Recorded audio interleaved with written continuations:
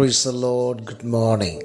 കർത്താവിൻ്റെ ധന്യമേറിയ നാമം ഈ പ്രഭാതത്തിൽ വാഴ്ത്തപ്പെടുമാറാകട്ടെ.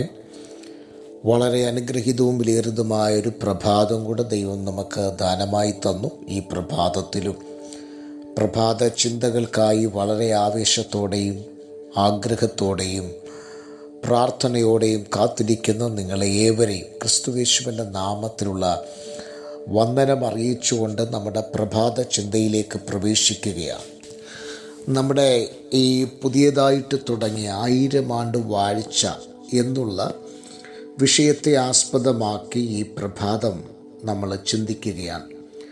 കഴിഞ്ഞ വെള്ളിയാഴ്ചയുടെ പ്രഭാതത്തിൽ അതിൻ്റെ ഒരു ഇൻട്രഡക്ഷൻ മാത്രം പറഞ്ഞ് ഇടുവാൻ കർത്താവ് സഹായിച്ചു. ശനിയാഴ്ച ഒരു മരണം ഉണ്ടായിരുന്നതുകൊണ്ട് എനിക്ക് അതിൻ്റെ ഡിവോഷൻ ചെയ്യുവാൻ കഴിഞ്ഞില്ല.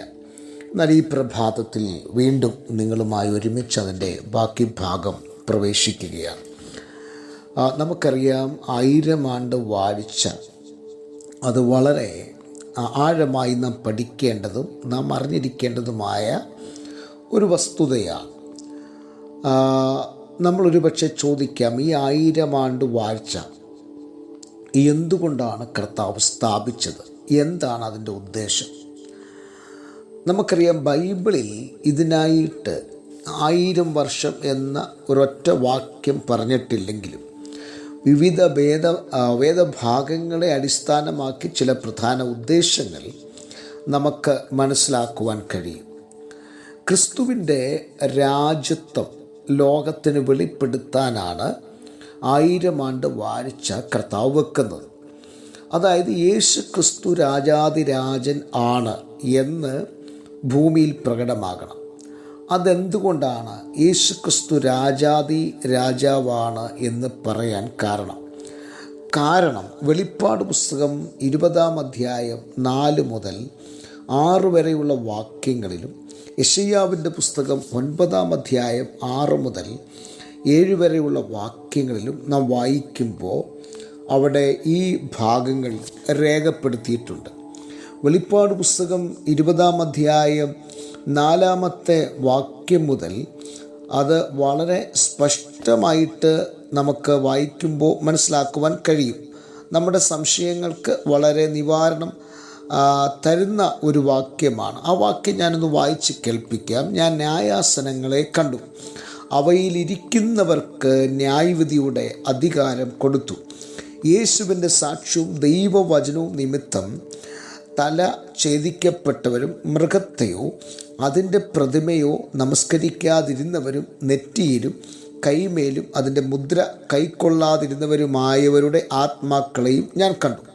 അവർ ജീവിച്ച് 1000 ആണ്ട് ക്രിസ്തുവിനോട് കൂടെ വാണു എന്ന് എഴുതിയിരിക്കുന്നു. ഇനി നമുക്ക് യെശയ്യാവിൻ്റെ പുസ്തകത്തിലേക്ക് ചെല്ലാം.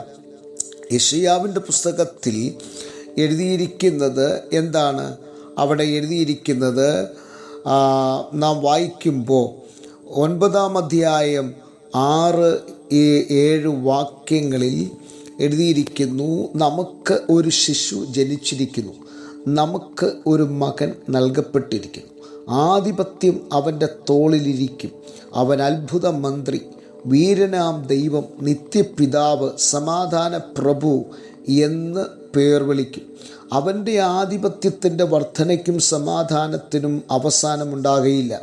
ദാവീദിൻ്റെ സിംഹാസനത്തിലും അവൻ്റെ രാജ്യത്വത്തിലും ഇന്നു മുതൽ എന്നേക്കും അവൻ അതിനെ ന്യായത്തോടും നീതിയോടും കൂടെ സ്ഥാപിച്ച് നിലനിർത്തും. സൈന്യങ്ങളുടെ യഹോവയുടെ തീഷ്ണത അതിനെ നിവർത്തിക്കും. ഈ 2 വാക്യങ്ങളിൽ എന്താണ് നമുക്ക് മനസ്സിലാക്കുവാൻ കഴിഞ്ഞത്? ഒന്ന്, യേശു ക്രിസ്തു അത്ഭുത മന്ത്രി, വീരനാം ദൈവം, നിത്യപിതാവ്, സമാധാന പ്രഭു എന്നുള്ള ഈ നാമവിശേഷണങ്ങൾ അതിൻ്റെ തനി രൂപത്തിൽ വെളിപ്പെടുന്ന കാലഘട്ടമാണ് 1000 ആണ്ട് വർഷം എന്ന് പറയുന്നത്.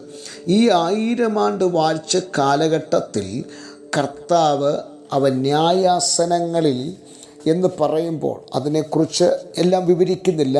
എങ്കിലും ന്യായാസനങ്ങൾ എന്ന് പറയാൻ കാരണം കർത്താവ് ഇത് കൂടാതെ പല ന്യായാസനങ്ങൾ വെക്കുന്നുണ്ട്. എന്നാൽ ഈ 1000 ആണ്ട് വാഴ്ചയിൽ കർത്താവ് വെക്കുന്ന ഈ ന്യായാസനത്തിൻ്റെ പേര് ആണ് സഹസ്രാബ്ദ സിംഹാസനം എന്ന് പറയുന്നത്. ഈ ന്യായാസനത്തിൽ ഇരുന്നു കൊണ്ട് കർത്താവ് എങ്ങനെയാണ് ന്യായം വിധിക്കുന്നത്? അതാണ് യെശയ്യാവിൻ്റെ പുസ്തകത്തിൽ നാം വായിച്ചത്. അവൻ നീതിയോടെ ന്യായം വിധിക്കും എന്നുള്ളതാണ്. അങ്ങനെയാണെങ്കിൽ ഈ പ്രഭാതത്തിൽ പറഞ്ഞു നിർത്തട്ടെ, ഒരു നീതിയുള്ള ന്യായാധിപതിയായി വെളിപ്പെടും. ആ നീതി ഈ 1000 ആണ്ട് വാഴ്ചയിൽ ഒരു രാജാവ് എങ്ങനെ ഭരിക്കണം എന്ന് ജനത്തെ മനസ്സിലാക്കുന്ന ഇടമാണ് ഈ 1000 ആണ്ട് വാഴ്ച. ഇതിനെക്കുറിച്ചുള്ള വിശദീകരണം നാളെ പ്രഭാതത്തിൽ കേൾക്കാം. കണ്ണുകളെ അടയ്ക്കാൻ പ്രാർത്ഥിക്കാം. നല്ല ദൈവമേ, സ്വർഗസ്ഥ പിതാവേ, അവിടുത്തെ ജനത്തെ തിരുക്കരങ്ങളിലേക്ക് ഏൽപ്പിച്ച് പ്രാർത്ഥിക്കുന്നു. വലിയ അനുഗ്രഹമാക്കി തീർക്കണം. സകല നന്മകളാൽ നിറയ്ക്കണം. യേശു ക്രിസ്തുവിൻ നാമത്തിൽ തന്നെ ആമേൻ. എല്ലാവർക്കും നല്ലൊരു പ്രഭാതം നേരുന്നു. ക്രിസ്തുവിൽ നിങ്ങളുടെ പ്രിയ സഹോദരൻ പാസ്റ്റർ ജോസ് സാമുവേൽ.